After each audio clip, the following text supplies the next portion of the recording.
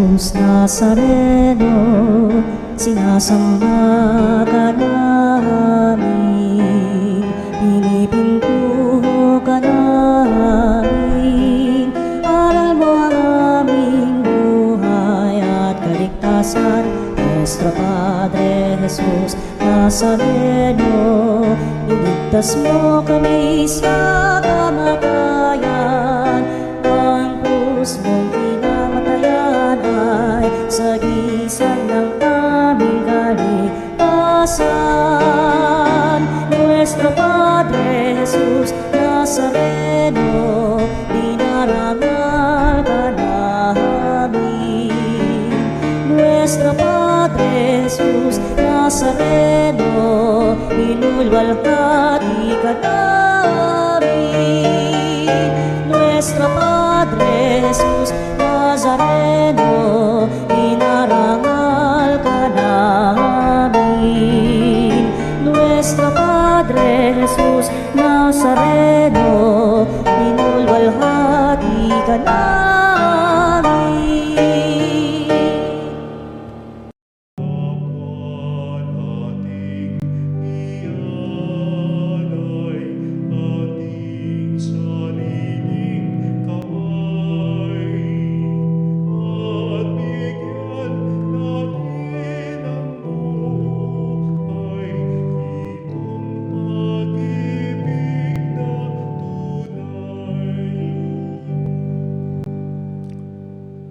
Sa ngalan ng Ama at ng Anak at ng Espiritu Santo. Amen.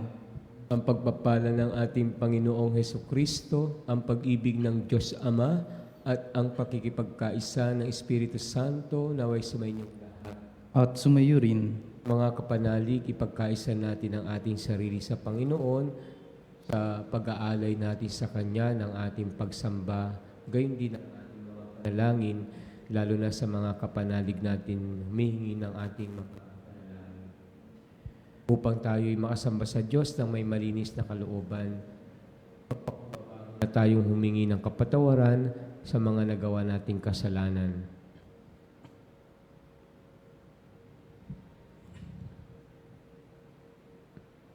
Kapag kami natukso ng mga bagay na material at layaw ng katawan, Panginoon, kaawaan mo kami. Panginoon, kaawaan mo kami. Kapag kami natukso ng karangalan at pagiging makasarili, Kristo, kaawaan mo kami. Kristo, kaawaan mo kami. Kapag kami natukso ng kayamanan at karangyaan, Panginoon, kaawaan mo kami. Panginoon, kaawaan mo kami. Kaawaan tayo ng makapangyarihang Diyos, patawarin tayo sa ating mga kasalanan at patnubayan tayo sa buhay na walang hanggan. Amen. Manalangin tayo.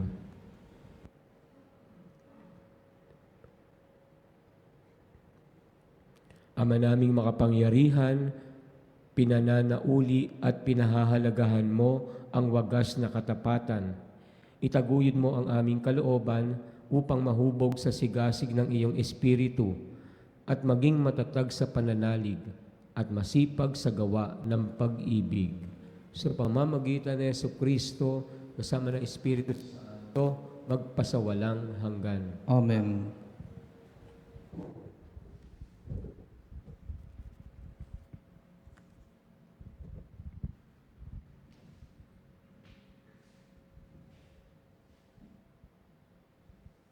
Pagbasa mula sa aklat ni Propeta Jeremias.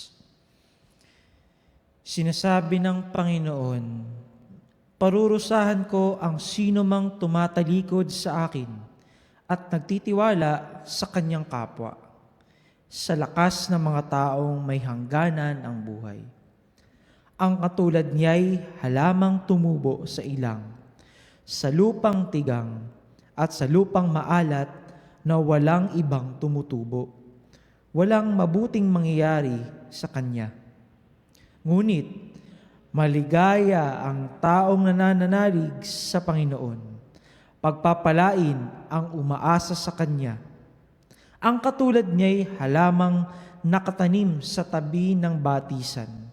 Ang mga ugat ay patungo sa tubig, hindi ito manganganib kahit dumating ang tag-init, sapagkat mamamalaging luntian ang mga dahon nito. Kahit di umulan, ay wala itong aalalahanin.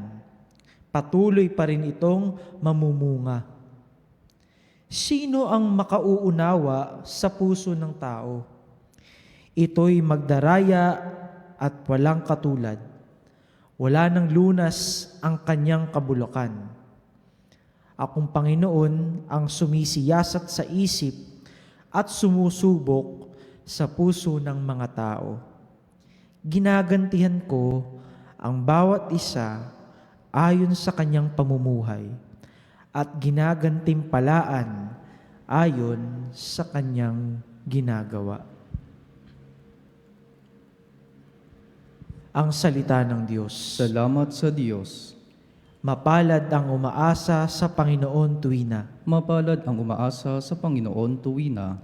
Mapalad ang taong hindi naaakit niyong masasama, upang sundan niya ang kanilang payo't maling halimbawa.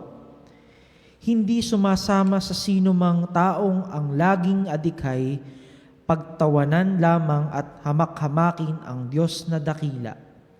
Nagagalak siyang laging magsaliksik ng banal na aral.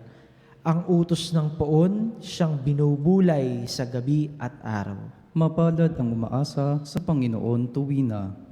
Ang katulad niya'y isang punong kahoy sa tabing batisan. Sariwa ang dahot, laging namumunga sa kapanahunan.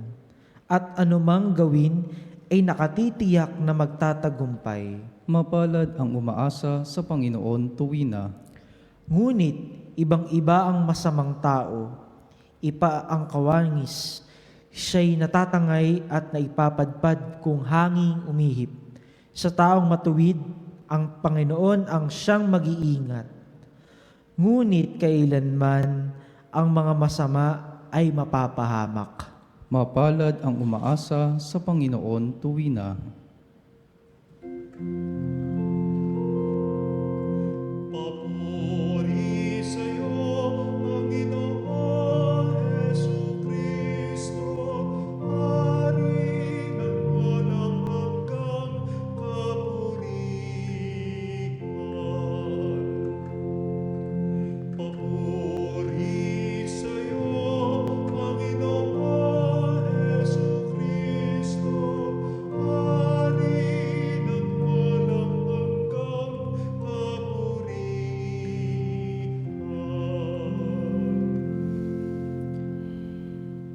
Mapalad ang nag-iingat sa kanyang pusong matapat ng salitang nagbubuhat sa poong Diyos ng liwanag, sa tiyagay aaning ganap.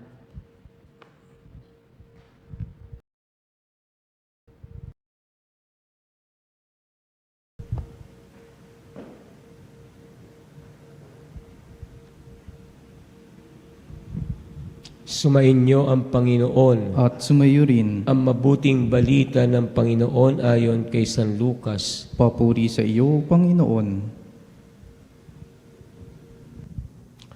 Noong panahong iyon, sinabi ni Jesus sa mga Pariseyo, may isang mayamang nagdaramit ng mamahalin at saganang-sagana sa pagkain araw-araw.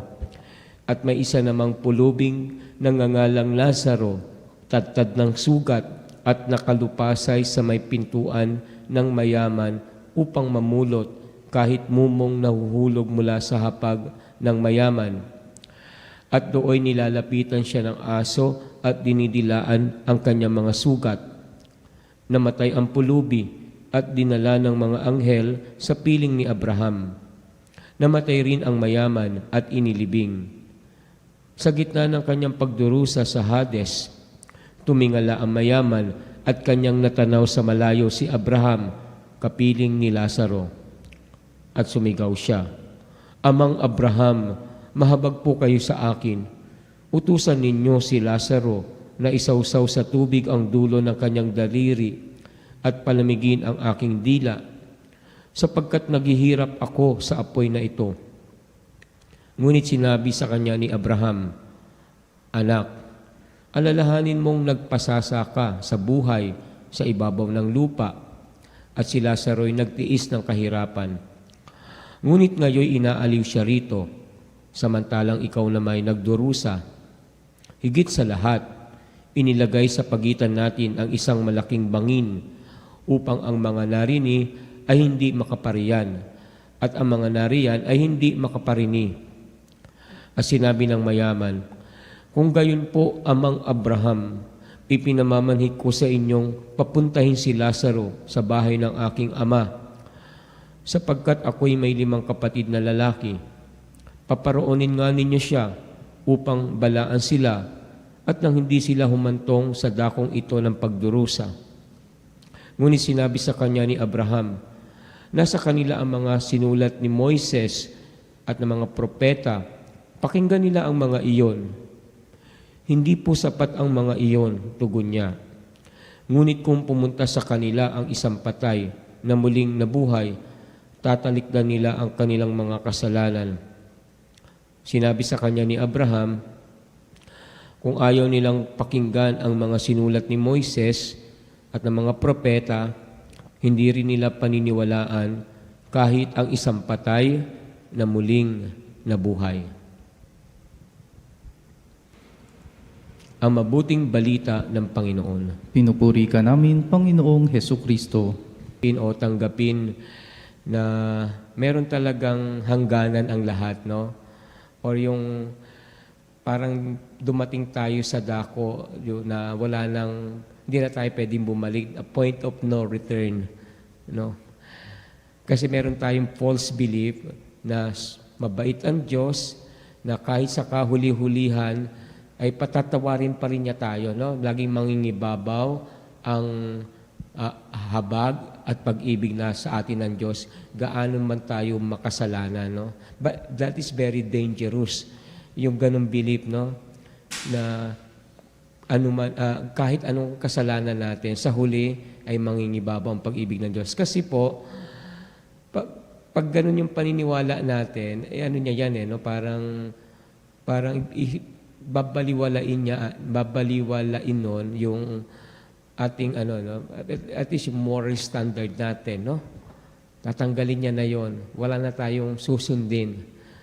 Parang magiging very subjective tayo kung anong gusto nating gawin. Kaya minsan ayaw nating tanggapin, no, na mayroong hangganan ang lahat.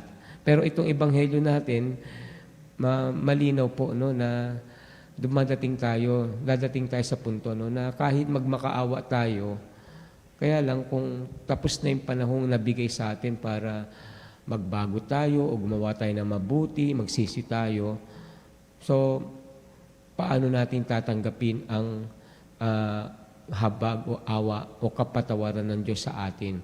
Marami pong mga pananalita si Jesus na tumutukoy po, no, dito sa kanyang talinhaga, yung pagka ipinidid na ang pintuan, kapag hindi na namumunga, sibakin na, putulin na. Marami siyang mga ganitong mga talinhaga din, no, na tumutukoy na dadating talaga ang punto na wala na tayong magagawa.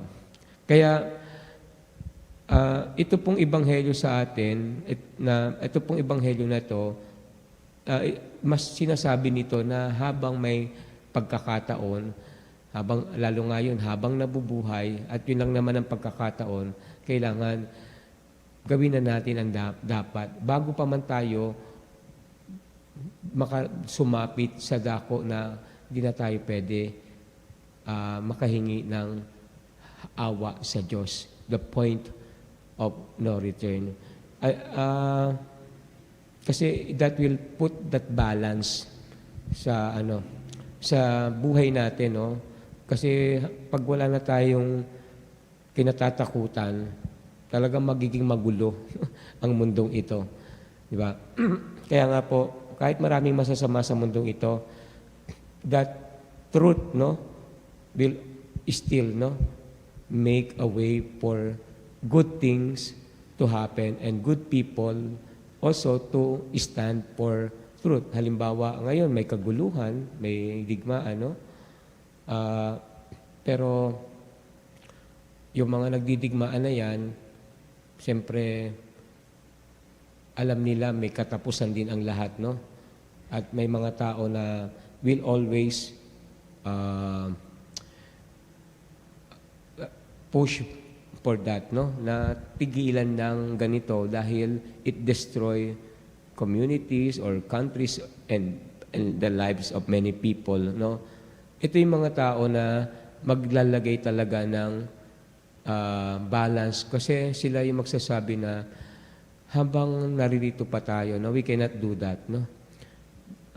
Otherwise, pag tinuloy natin yan, we enter into the point of no return. Hindi na tayo pwedeng magsisi o hindi na tayo pwedeng bumalik sa dati. That is why, para sa akin, laging mahalaga ito, no? Yung pagsasabi ni Jesus na hindi na pwede. Yung talinhaga na ito, no? Meron ng bangin, hindi makakaparini ang nariyan at ang nariyan makaparini, hindi na. Okay? Parang period na, no? So, magandang aral sa mga tao na laging kinakalimutan ang aral ng ating Panginoon, no?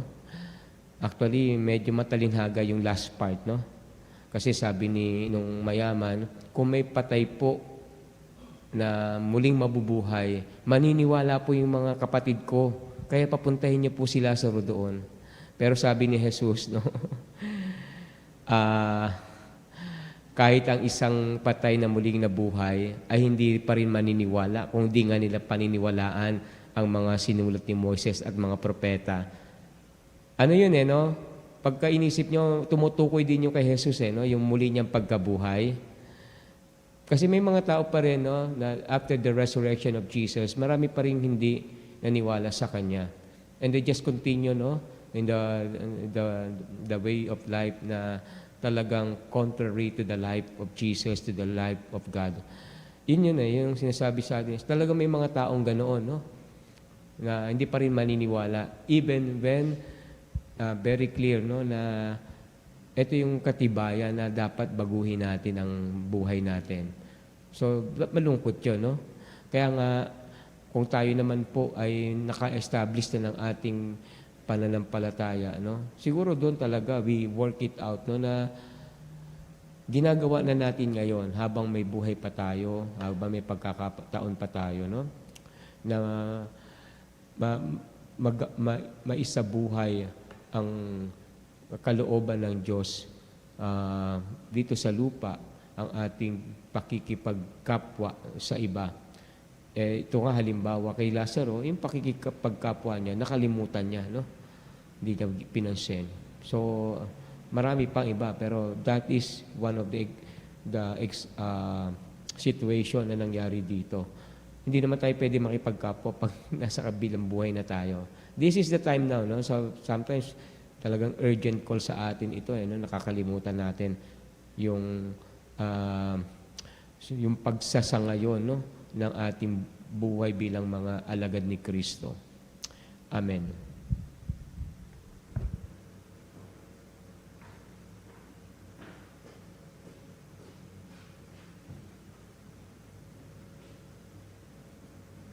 Ang isinasaisip, habang inaalala natin ang mga pangangailangan ng mga dukha, lumapit tayo sa ating Diyos na nagbahagi sa lahat ng kanyang kayamanan sa pagsusugo ng kanyang anak sa mundo. Sabihin natin, Panginoon, dinggin mo ang aming panalangin. Panginoon, dinggin mo ang aming panalangin. Ang simbahan naway ipadama ang habag ni Kristo sa mga dukha na nagpupunyagi para sa isang higit na makatarungang lipunan.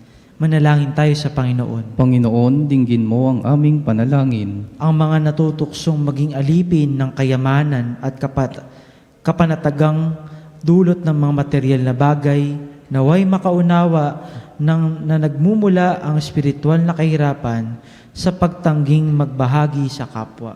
Manalangin tayo sa Panginoon. Panginoon, dinggin mo ang aming panalangin. Tayong lahat naway tumanggap ng biyayang magpakita ng awa at habag, pangunawa at pagiging bukas palad sa mga nangangailangan. Manalangin tayo sa Panginoon. Panginoon, dinggin mo ang aming panalangin. Ang mga may sakit, naway palakasin ng init ng mapagmahal na presensya ng Panginoon. Manalangin tayo sa Panginoon. Panginoon, dinggin mo ang aming panalangin. Ang mga namayapa naway makabahagi sa kaligayahan at kapayapaan ng kaharian ng Diyos. Manalangin tayo sa Panginoon. Panginoon, dinggin mo ang aming panalangin. Sa ilang sandali ng katahimikan, ipanalangin natin ang kagalingan at natatanging kahilingan ng ating mga Eucharistic advocates.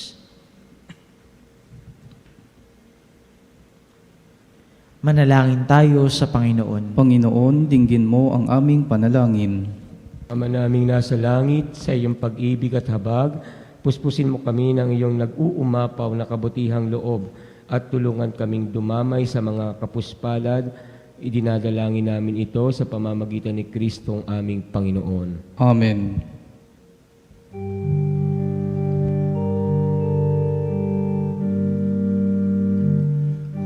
Buhay magmamahal,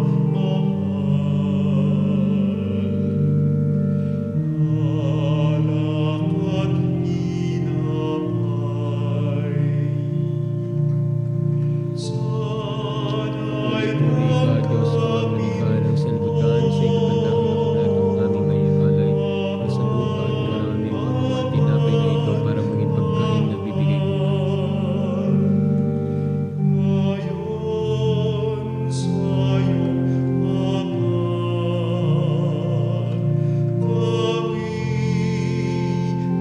kami nag-aalay.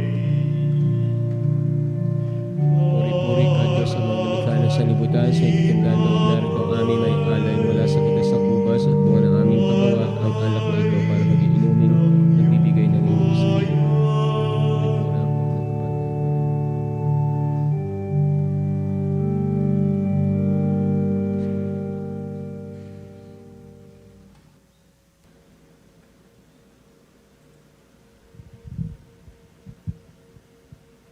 Manalangin kayo upang itong ating paghahain ay kalugdan ng Diyos amang makapangyarihan. Tanggapin nawa ng Panginoon itong paghahain sa iyong mga kamay, sa kapurihan niya at karangalan, sa ating kapakinabangan, at sa buong sambayanan niyang banal. Ama naming lumikha, pabanalin mo sa paghahain ngayon ang aming 40 araw na paghahanda para sa pagkabuhay upang ang ginaganap namin ay maisaloob ng lubusan. Sa pamamagitan ng Jesucristo, kasama ng Espiritu Santo, magpasawalang hanggan. Amen. Sumainyo ang Panginoon. At sumayo rin, Taas sa Diyos sa inyong puso at diwa. itinaas na namin sa Panginoon. Pasalamatan natin ang Panginoong ating Diyos. Marapat na siya ay pasalamatan. Ama naming makapangyarihan, tunay ngang marapat na ikaw ay aming pasalamatan sa pamamagitan ng Jesucristo na aming Panginoon. Sa aming kusang pagtitiis ng hirap, tinutulungan mong aming maitumpak ang kinamihas ng pagsalungat sa pananagutang iyong iniatas.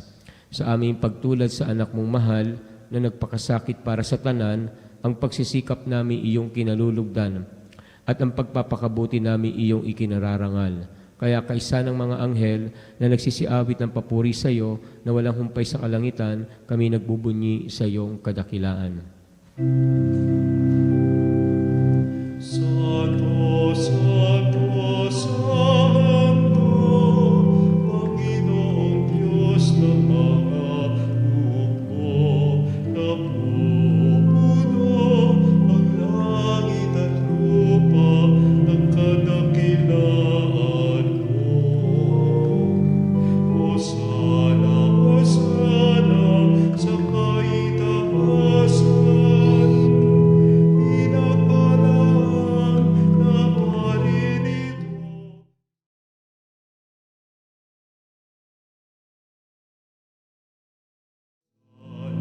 Hosana sa kaitaasan.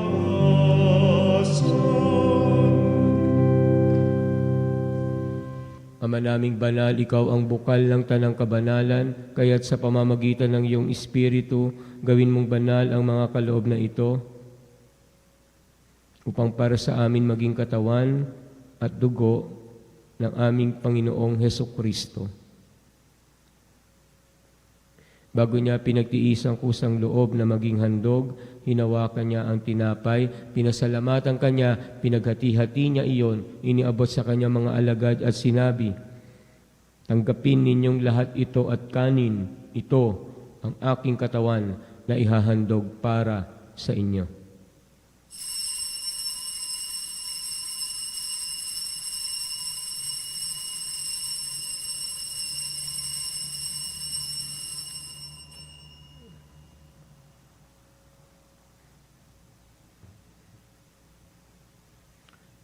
Gayun din naman, nung matapos ang hapunan, hinawakan niya ang kalis, muli kanyang pinasalamatan, iniabot niya ang kalis sa kanyang mga alagad at sinabi, "Tanggapin ninyong lahat ito at inumin. Ito ang kalis ng aking dugo ng bago't walang hanggang tipan, ang aking dugo na ibubuhos para sa inyo at para sa lahat sa ikapagpapatawad ng mga kasalanan. Gawin ninyo ito sa pag-alala sa akin."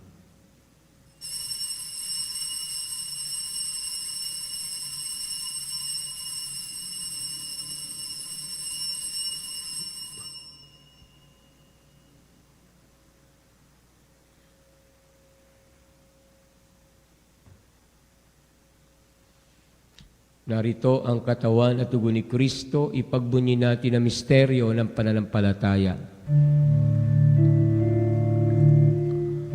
Ang kamatayan mo, Panginoon, aming ipinahayag.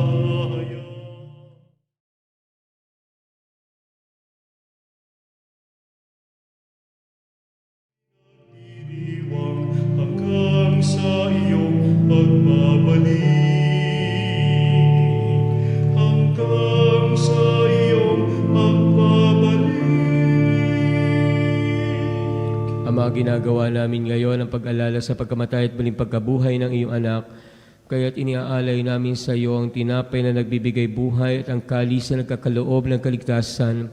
Kami napapasalamat dahil kami iyong minarapat at tumayo sa harap mo para maglingkod sa iyo. Sinasamo namin kaming magsasalo-salo sa katawan at dugo ni Kristo ay mabuklod sa pagkakaisa sa pamamagitan ng Espiritu Santo. Ama, lingapin mo ang iyong simbahang laganap sa buong daigdig. Puspusin mo kami sa pag-ibig kaisa ni Leon na aming Santong Papa at ni Elias na aming Obispo at ang Tanang Kaparian. Alalahanin mo rin ang mga kapatid naming nahimlay na may pag-asang sila'y muling mabubuhay, gayon din ang lahat ng mga pumanaw, lalo ang aming mga kapanalig na inaalala namin sa misang ito.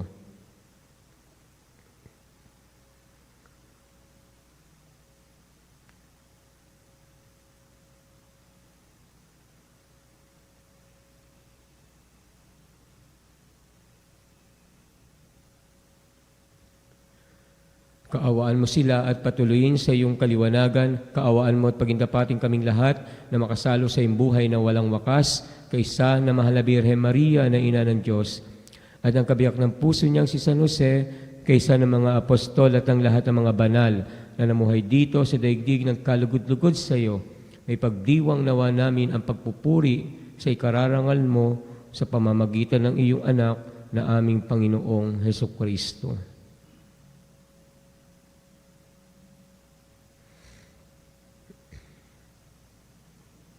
Sa pamamagitan ni Kristo, kasama niya at sa Kanya, ang lahat ng parangal at papuri ay sa iyo, Diyos Amang makapangyarihan, kasama ng Espiritu Santo, magpasawalang hanggan.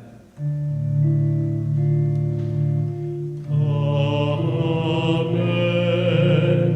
Amen.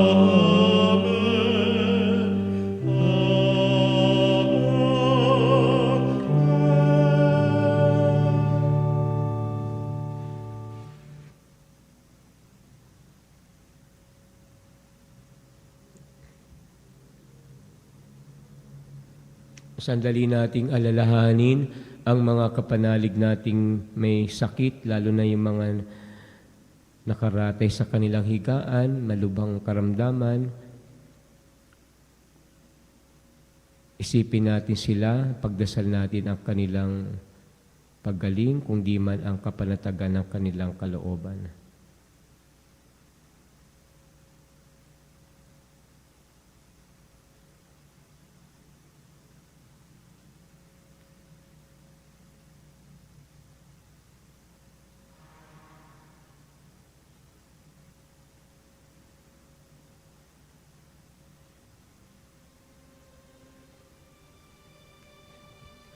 Sa tagubili ng nakagagaling na utos at turo na Jesus na Panginoon natin at Diyos, pahayag natin ng lakas loob ang ating mga panalangin.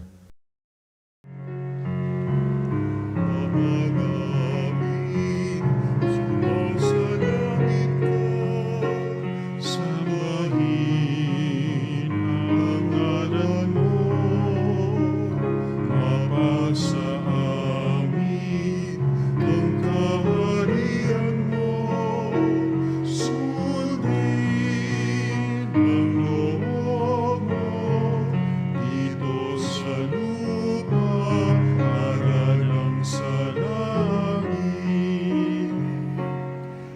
Bigyan mo kami ngayon ng aming kakanin sa araw-araw. At patawarin mo kami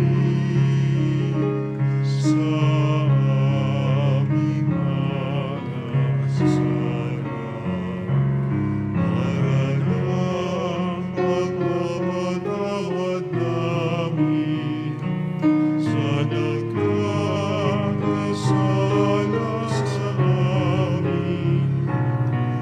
At wag mo kami ipahintulot sa tukso, at iadya mo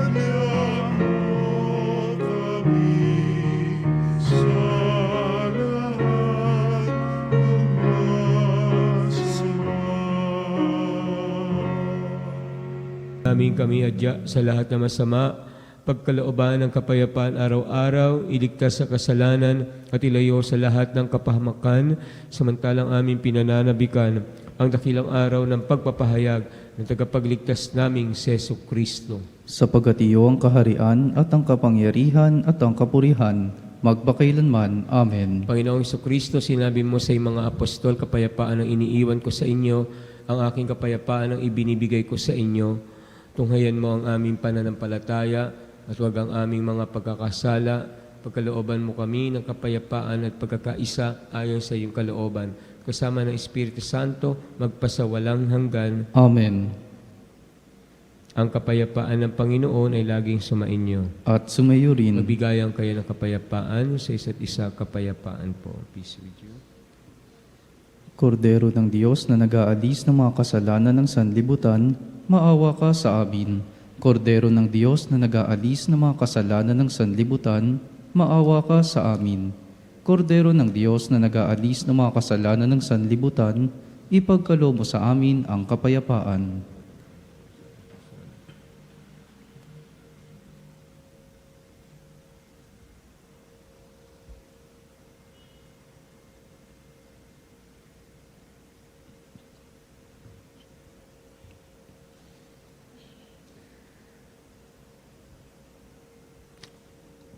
Narito si Jesucristo, ang kordero ng Diyos na nag-aalis ng kasalanan ng sanlibutan. Mapalad kayong inanyayahang makisalo sa kanyang piging. Panginoon, hindi ako karapat-dapat na magpatuloy sa iyo, ngunit sa isang salita mo lamang ay gagaling na ako.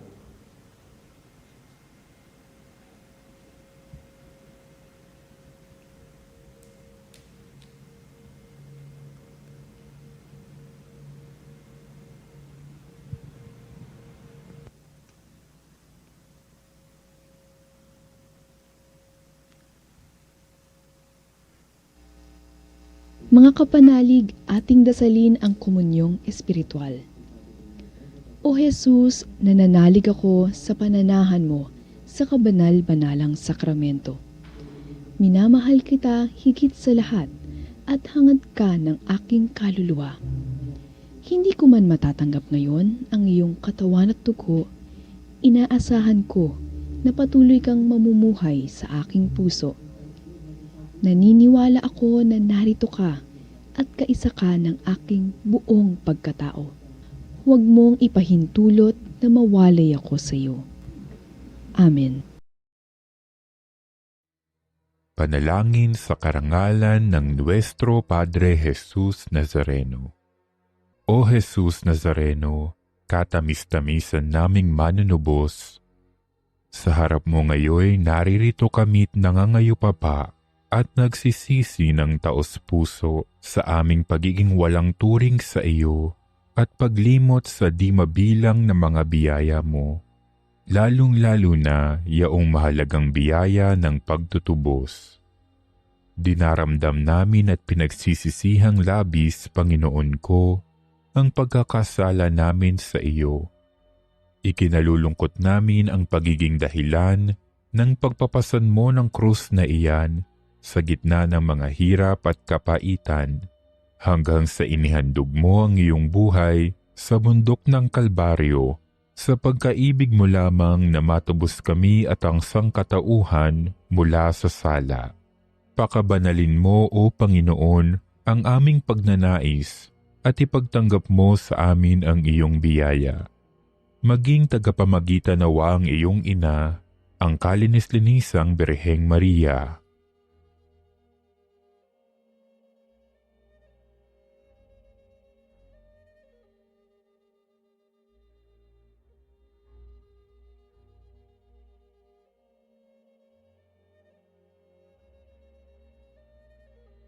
Ama naming makapangyarihan, niloob mong akuin ang iyong anak, ang krus at kamatayan, upang ang sangkatauhan ay matubos at mabuhay. Ang pag-ako namin sa krus at kamatayan dito sa lupa, ayon sa diwa ng pagsunod sa iyong loob, na ginanap ng iyong anak, ay magpagindapat nawa naming kamtin ang lubos na katubusan at pagkabuhay sa iyong piling, sa pamamagitan ni Hesukristo, kasama ng Espiritu Santo, magpasawalang hanggan. Amen. Nuestro Padre Jesus Nazareno, Panginoon namin at Diyos, kaawaan mo kami. Manalangin tayo. Ama naming mapagmahal, ang pinakinabangan naming paghahain ay mamalagi nawa sa aming gawain at magpatibay sa mga ginaganap namin. Sa pamamagitan ni Jesucristo, kasama ng Espiritu Santo, magpasawalang hanggan. Amen. Sumayin niyo ang Panginoon. At sumayo rin. Pagpalain kayo at ang inyong pamilya na makapangyarihang Diyos, Ama, Anak at Espiritu Santo. Amen. Mayo kayo mapayapa. Salamat sa Diyos. Salamat sa Diyos.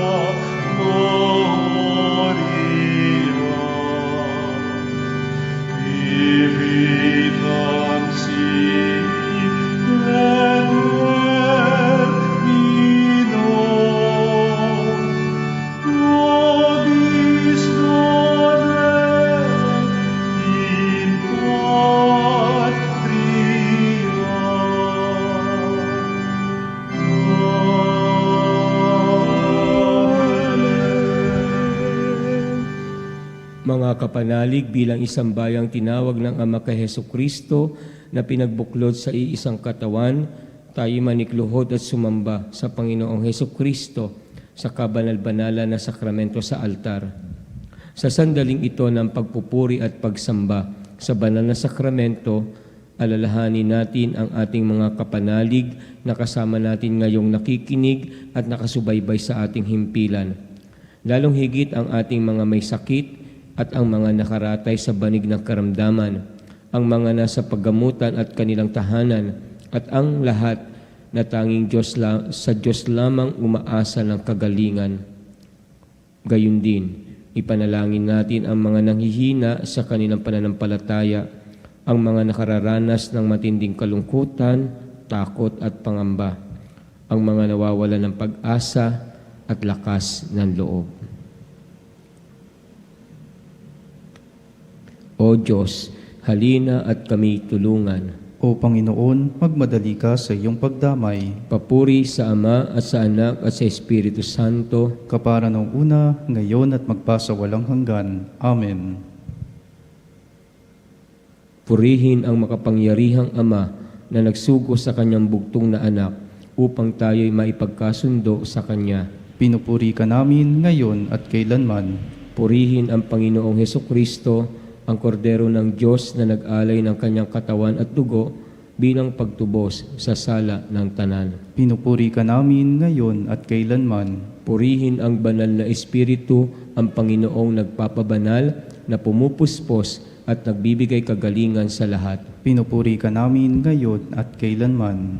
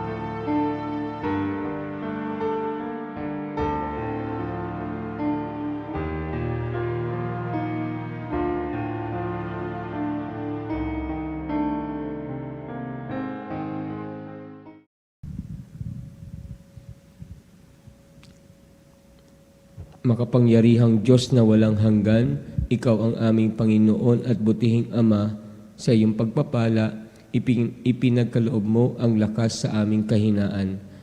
Tunghayan mo po na may kagandahang loob ang iyong mga lingkod na may sakit at karamdaman, ang mga nababalisa at nawawalan ng pag-asa, ang mga natatakot at nalulumbay, ang mga may matinding problema at pinagdaraan ng hirap sa buhay, ang mga nasa bingit ng kamatayan. Pagalingin at aliwin mo po sila sa kanilang mga karamdaman at ibalik sa kalusugan at kapanatagan ng loob upang mabatid nila ang iyong kabutihan. At sila'y magpasalamat sa iyong banal na pangalan, hinihiling namin ito sa pamamagitan ni Kristong aming Panginoon. Amen. Panginoon, nagsusumamo kaming dalawin ang tahanang ito at alisin mula rito ang lahat ng mapanirang kapangyarihan ng kaaway. Manahan nawa rito ang iyong mga anghel na banal upang panatilihin kami sa kapayapaan at sumaamin nawang lagi ang iyong pagpapala. Hinihiling namin ito sa pamamagitan ni Kristong aming Panginoon. Amen. Gawaran nawa tayo ng makapangyarihang Diyos ng kapanatagan ng loob at mapayapang buhay. Amen.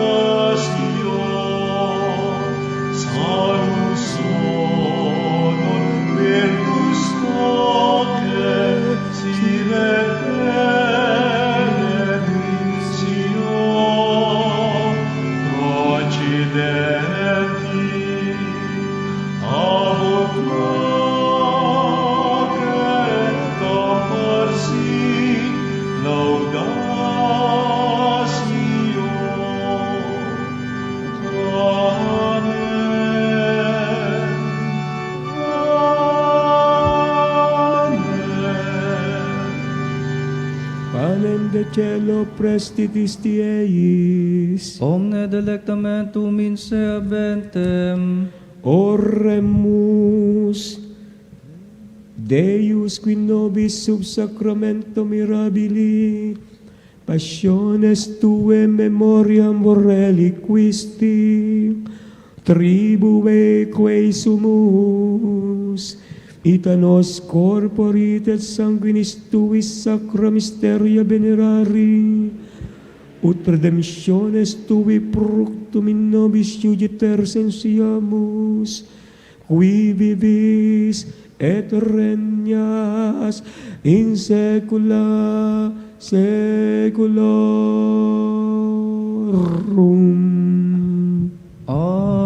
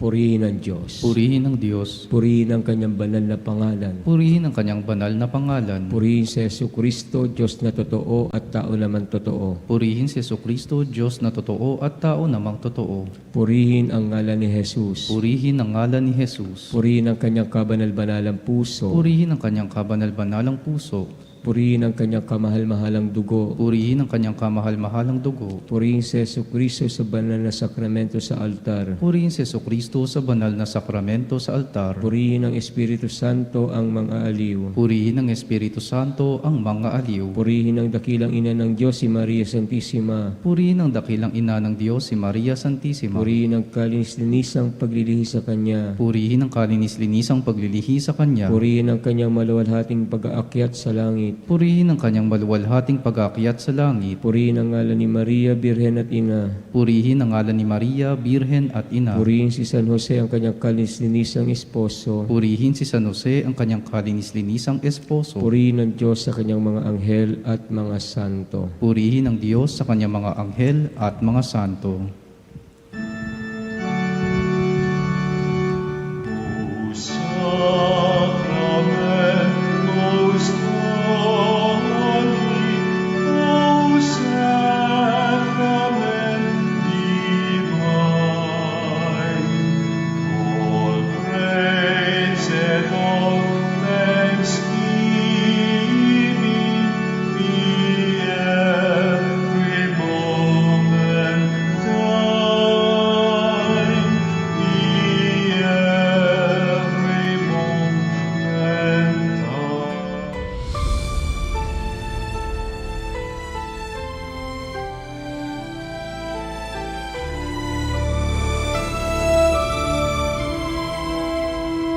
Nuestro Padre Jesús Nazareno, sinasamba